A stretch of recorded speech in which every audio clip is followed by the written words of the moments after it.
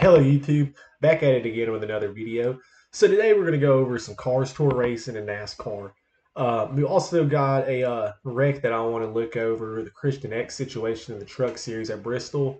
And it's going to be kind of a little new thing. We're going to be the stewards of, be the stewards of a wreck. NASCAR handles their situations a little bit different than F1 would. I feel like most of our situations where I provide an outcome will, you know, be F1. But here in NASCAR, we're just going to say who caused the wreck and, why I think it happened pretty much. We're also going to talk about the CARS Tour in Nashville and the situation going on at the Fairgrounds Speedway. So if you're not aware, Nashville Soccer Club's owners, built a stadium like right next to the Fairgrounds Speedway.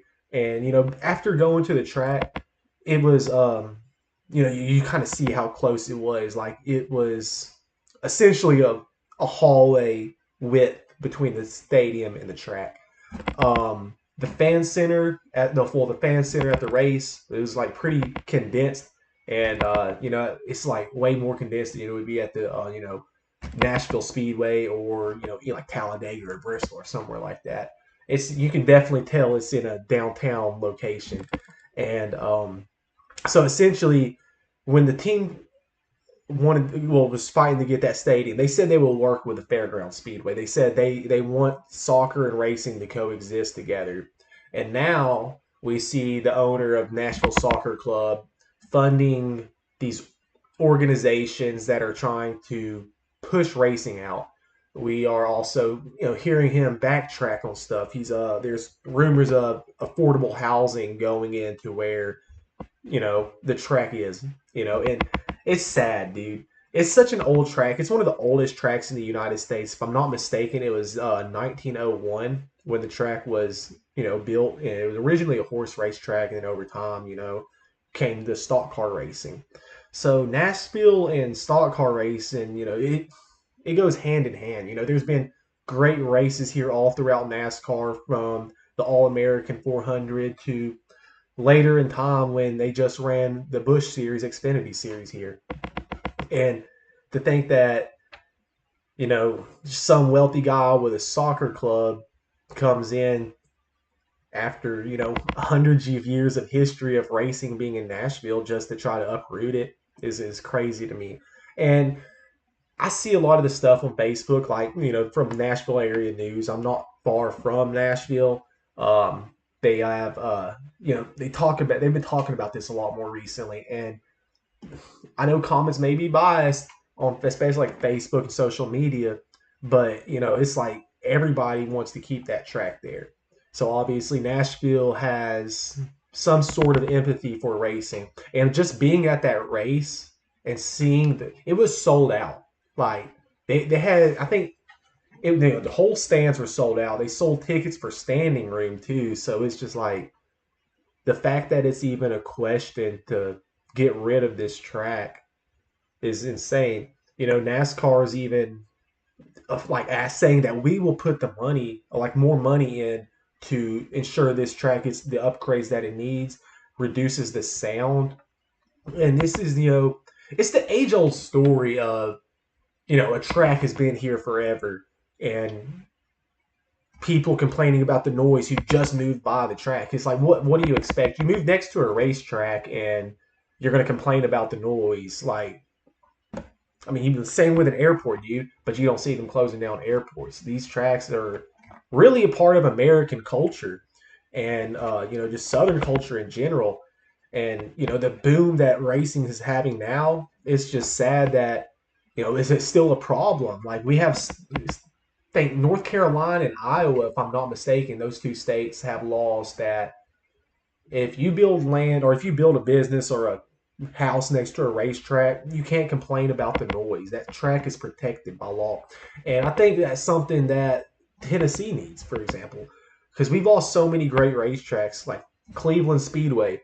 It was right next to a auto dealership. The tracks was obviously there way before the auto dealership was, but the auto dealership kept getting, having to spray the cars off the next morning from all the dirt slinging over to the track from the track. And, over time, the track ceased to exist. Now it's a Dollar General. But it's just the age-old story. That even my old local track, Boyd Speedway, NASCAR raced there back in the 60s a couple times. I think there was Confederate 300 at Boyd Speedway. It's called Chattanooga Speedway back then, but Boyd Speedway. And, it's gone now. It's turned to a mud pit where they store construction equipment. So it's sad to see a once popular sport that's, starting to come back die off as it's starting to come back, because you can't have it without these tracks. And if all the tracks left are international motorsports, like NASCAR owned tracks, where guys like you or I are supposed to race who want to just hop on into racing. And that's where the affordability factor of racing is starting to hit a toll. You can't, drive 4 hours away to race a, beat up little race car. Especially with gas prices how it is today, it's just insane, and it's trying to really push people out of it. And it's Nashville Fairgrounds is one of those tracks that you can just go on and race at if you want to. And I think that's a really big situation, and I hope that what's done, like what is necessary to be done to keep this track is done. Dale Jr. obviously wants to keep this track. All these racers, they love the track. They've provided some really good racing. Just being there is crazy to think that, it's possibly not going to be there here soon. Over 100 years old of history just wiped away. But anyways, enough rambling about this situation. We'll definitely dive in deeper to this as more news progresses. But I just think this is a sad situation. So let's look into the final 10 laps of this Fairground Speedway race, where it's pretty much a blowout until the last few laps. The number 4 car was running real good. On the back bumper of Matt Craig just in front.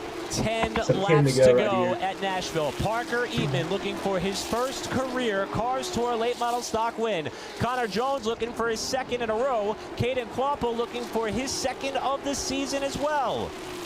I think Quappo knew he built that run off of 2, and you could see him kind of give way there, Jones. I think Quappo knows his best chance to maybe win this race is to let Connor Jones go, try to catch Parker Eatman, and see if they can't make something out of it. And Jones not going to be able to clear that 10 car off of 2. It's going to hurt him a little bit, but Donovan Strauss right now on the outside, holding up Parker Eatman. They were teammates last year. Trouble. Landon Huffman is spun off turn 4. I really like that Texas Roadhouse car. In the iRacing restart zone, back away, 10 laps dope. to settle it in the Music City. The Dale Jr.'s car was beautiful. On the bottom for Quappo, who's looking to clear in 1 and 2. He'll jump up and take the lead from Parker Eatman. A perfect move on the bottom. Ford was leading all day, and I hate just how you have to lose in the last few laps. Quappo's definitely going to be. He's definitely going to be talking about the worst case scenario for Connor Jones, that Eatman did not get rolling there on the top, so he'll lose 1. He might lose 2. He's dominating this CARS Tour series. To take the outside line. He just ran away with it after that. Just behind the 77, trying to take the spot. I think we left at 4 laps to go because we didn't want to get caught up in all the traffic. But yeah. Quappo looking for his second win of the season. He runs away with it here since 2004 the late model stocks have run here at the Nashville Fairgrounds. It was Steve Wallace who won that race. Now, there was no really big wrecks or anything like that. It was spit outs. But wins in the Music City. Yeah, it was just good racing, dude. There's Dale Jr.'s car, bro. That Bass Pro Shop 8 looked beautiful. Yeah, really good racing in my thoughts. Let's see if he back up real quick, because I think it showed. Yeah, that Bass Pro Shop car right there is really nice. I really enjoyed it. I was trying to get the shirt, but dude, it was sold out. They sold out on the practice day on Friday. So if that says anything about the attendance at that Nashville Fairgrounds Speedway, I'm saying, dude, we gotta keep it running, dude. They got an ARCA race on May 2nd. At Nashville Fairgrounds Speedway. Tickets are $25. I know I don't get much viewers, so I'm probably not going to make a big difference or anything, but I hope that people go to it. I'm going to try to attend to it. So hopefully we can get there. Hopefully sell it out again. Hopefully, it's some great attendance, and just really sticks it to Nashville Soccer Club about, racing and staying in Nashville. So let's head over to the situation with Christian X. So we're just going to watch the replay. You can see a little bit better from the replay. Caution is out for but yeah, Corey Haim got tore. Look up front. Wow. There's Christopher Bell nearly crashing, and then right here, just moves him, shoved him out of the way. And you want to be able to get away from a guy. Yeah. And I think that was just. So you saw. I don't know what to think. Yeah, that's definitely X's fault. There's Christopher Bell nearly crashing, and then right here, Corey Haim pushes him up track and probably pissed him off a little bit. And then watch, Christian X dives in on him. I think that was causes a huge pile up. I don't know what to think. You look at that and you can easily make a case that so Christian's trying to get back down. It is definitely a Christian X problem, bro. Get a close clear and return the favor. Just a ton of laps left to have that, but this is obviously the move for the lead. The shove up. Caused a massive pile up. And maybe, maybe Christian held his line. It looked like maybe Corey Haim came up a bit. Or let's see what we see here. Park him, dude. Park him for the night. It's close. And also, and just here, hold on, let's get into it. Let's get a little bit later into it. Green flag back in the air. It might be up here, actually. 63 laps to go. Great restart. Look Here at comes Christopher Bell on the outside. It's a really great job by Christopher Bell to be able to stay on that outside lane in 1 and 2 and finish the pass and be able I used to mess with X, bro. 3 and 4. But he just gets salty at times. Little crybaby for real. He'd love to get up there and take advantage of it, but he just can't quite get there. Inches apart at the front, lap after lap. Trying to wait to see because he starts bumping. Yeah, right here, dude. He starts bumping in the D-Bell, bro. And C-Bell's a cup driver. What's X think he's doing, for real? But I think he's got the I mean, bumping's racing, so I mean, it is what it is. Oh, we got a spinner up in turn. But what could X do, bro? Corey LaJoy, of course, he spun. But yeah, that is obviously Christian X's fault. So yeah, really not much to say there. We also, after the race, I heard this little voiceover thing where he was talking about he's going to dump him. So if that says anything, it's definitely his fault. I don't think anything happened to him. He really wasn't penalized, but still an incident that I think was worthy of going over just because it was a pretty massive wreck. It could have definitely changed the outcome of the race if it didn't happen. Corey Haim is most likely, he could have won that. Corey Haim's an excellent truck driver, and I'm a huge fan of Corey Haim, so really thought that was the right incident to go over for the weekend. Code word number 7. He said yes. So let's go dive into the final few laps of this Cup race. I thought it was a pretty solid race. Ryan Blaney was looking good all weekend. Started off on pole. Honestly, thought he could have got it. I thought this was his weekend to do it. I even put $5 on it for it to happen, but it didn't. All right, Ty Gibbs up top, Briscoe on the bottom. We'll see what happens. We are back to green. That 15, that 54 car was just running. He knew what he was doing. Toyota this year is just intact. Second place. Harassing everybody. Hocevar third, Briscoe fourth, Larson fifth. Gives Hocevar a boot going into 1. Yeah, and I think the thing that Ty Gibbs just doesn't want to see right now is that 5 car get clear any sooner than possible. Tyler Reddick is right there going for the lead on the bottom of the racetrack. I would not give that 45 the top of this racetrack, Clint. No, around the outside. Yeah, we didn't want Tyler Reddick to win again. We're getting tired of it. I feel like everybody thought Reddick was going to get the win again. I mean, that's it. That would have been just insane. Full of this 5 as soon as they come down into turn 1. The 5 with 2 tires, the 12 with 4 tires. Oh no, the Toyota's definitely on something this side year. by side. Where does Larson go? He holds the top. Blaney to the bottom. Coming to 11 to go. Make that baby wide. Do not slip a tire. Starting to come in on the outside for Gibbs a little bit. It's a good lap right there. Yeah, and that's the problem with those used tires is the front tires just don't turn like those sticker tires do for a few laps. And I love Bristol. it looks like the last 2 laps definitely going to be here good. in the fall. So in a couple weeks I'll be at Dega. Still feel but like that 12 I'm car is definitely going gonna try to have make the best advantage on those an 4 appearance tires, but at it's just going to Bristol come this down later to in the year. whether or Maybe not it's he just can a get by this Riley's 5 race, car. or hopefully the Cup race. Larson trying the We're bottom gonna try to get as to one of Gibbs them at Bristol runs the this year. top. Blaney is there. Blaney goes to the bottom, hunting second place. He's got the 4 new tires, comes off turn 2 even with Larson. We're going to sends it. I was comfortable with the 5, but the 12s run better on the bottom all day long than the 5 has. A little bit loose right there for Ryan Blaney off of turn 4. So he's got the grip though in 1 and 2. Race door to door, guys. That's what Gibbs I think it's possible. Ryan Blaney, he's been running real. He's been running solid. I think once we get to the halfway point in the season, he's going to be one of the guys fighting for the championship. Right there up off the corner. I think he's going to clear him this time, Clint. I hope to see Elliott. I think that puts Ty Gibbs in a bad spot right here. That 12 car is so fast on the bottom of this racetrack. He's got to get more than 1 win a year and get that title, especially with Reddick already having blocking, 4 Stay wins. right there in your line. Try to take the exit away from him, just like you're doing. Yeah, I mean, that's your only defense right here, is to try to run the top of the racetrack. That was a great corner. What a race. Ty Gibbs trying to hold on for his first ever Cup victory. Oh, Blaney's in trouble. Good scenario for Gibbs. Come on, boy. Larson almost got into Blaney in that last corner. Larson almost got into the wall in this one. Yeah, well, he got into the back of that 12 car. I think Blaney just missed a little bit getting in the corner and tried to check up, and Larson hit him. Hit your marks, kid. 3.5 laps to go.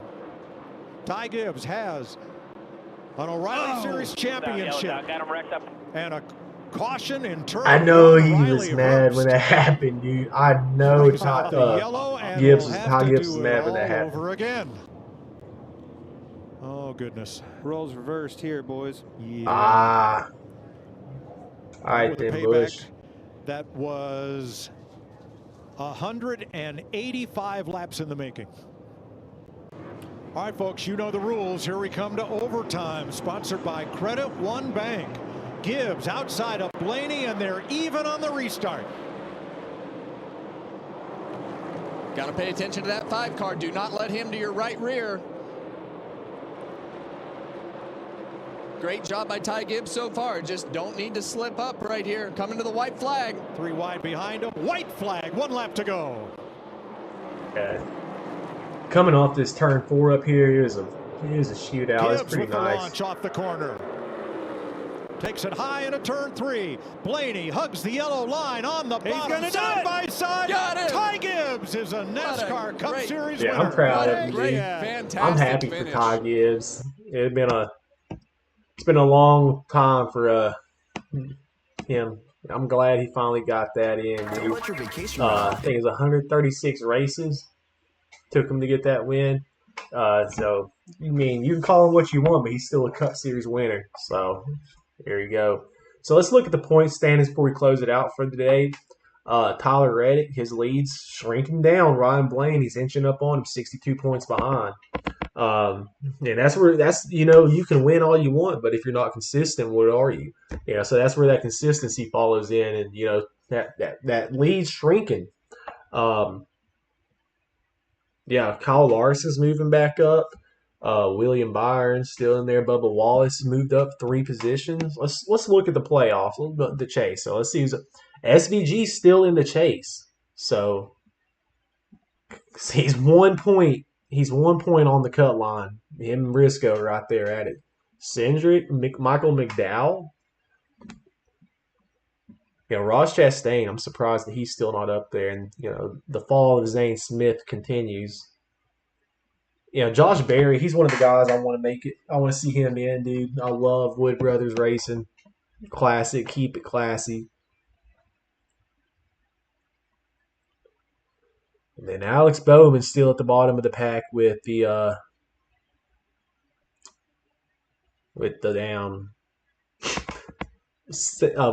charter cars.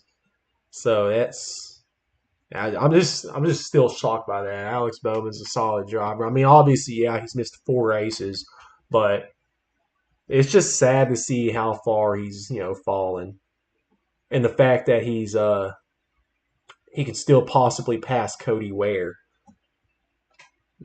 That's crazy to me. But Cody Ware, Give me your seat, bro. Come on now. How's he still in NASCAR? But like, you look at this. I mean, he's still like 40 points out on Cody Ware after missing 4 races. And that's where, like, those DNFs hurt.